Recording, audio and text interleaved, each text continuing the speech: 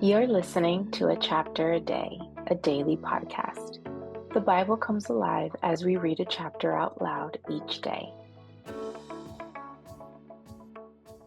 Hello, everyone. Today we're reading Joshua chapter 2.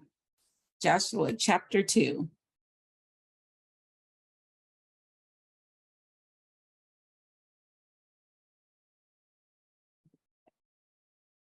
Making sure we weren't going to get an echo. So let's go. Here we go.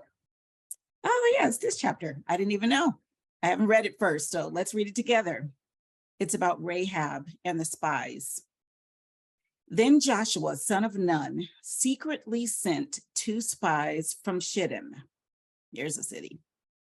Go look over the land, he said, especially Jericho. So they went and entered the house of a prostitute named Rahab and stayed there.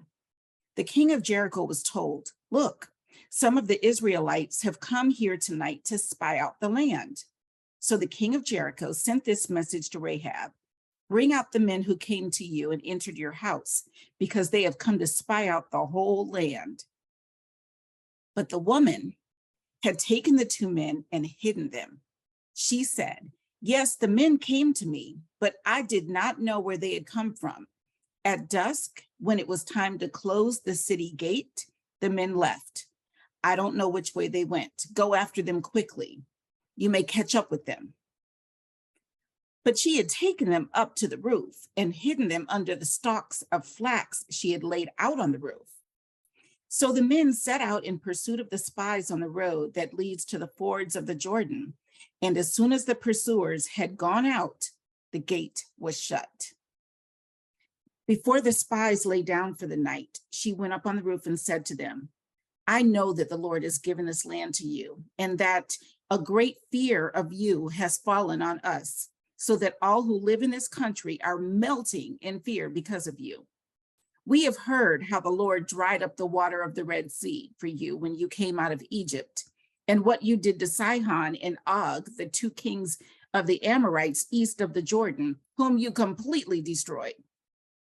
When we heard of it, our hearts melted, and everyone's courage failed because of you. For the Lord your God is God in heaven, above and on earth below. Now then, please swear to me by the Lord that you will show kindness to my family, because I have shown kindness to you. Give me a sure sign that you will spare the lives of my father and mother, my brothers and sisters, and all who belong to them, and that you will save us from death. Our lives for your lives, the men assured her. If you don't tell what we are doing, we will treat you kindly and faithfully when the Lord gives us the land. So she let them down by a rope through the window, for the house she lived in was part of the city wall. Now she had said to them, go to the hills so the pursuers will not find you. Hide yourselves there 3 days until they return, and then go on your way. The men said to her, this oath you made us swear will not be binding on us unless we enter the land. Unless when we enter the land, you have tied this scarlet cord in the window through which you let us down, and unless you have brought your father and mother, your brothers and your family into your house.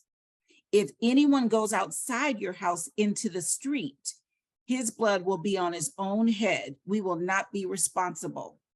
Wow, it's kind of like the Passover. As for anyone who is in the house with you, his blood will be on our head if a hand is laid on him. But if you tell what we are doing, we will be released from the oath you made us swear. Agreed, she replied. Let it be as you say.